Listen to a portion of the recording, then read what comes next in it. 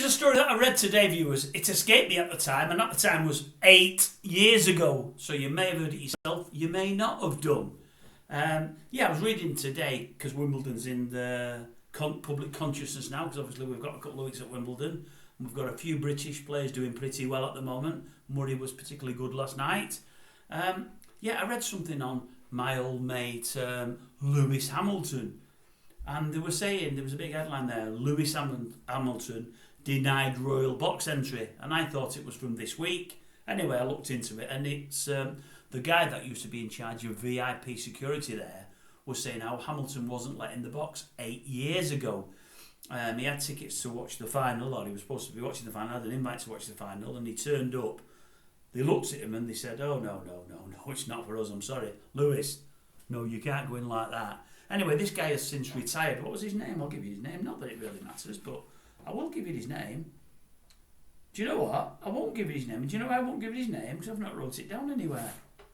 I have wrote it down, eh? I doubted myself. Alan Chalmers, old Alan there. Yes, he'd been running security there, VIP security, for many a year.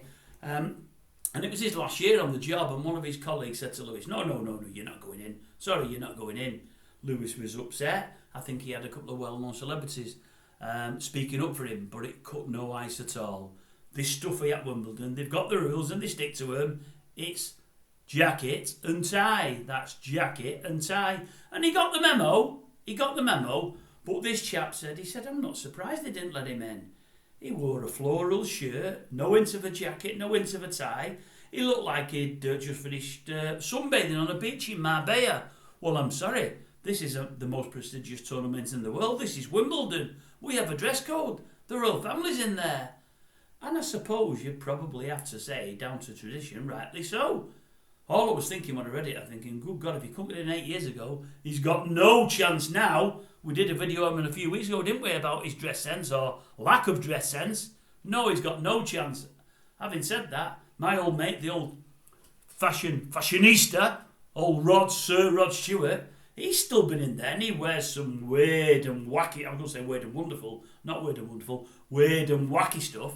Mind you, he does pair them all with a shirt and not a shirt, with a jacket and a tie, so that probably gets him in, but some of the things he wears, you think he'd just been on parade.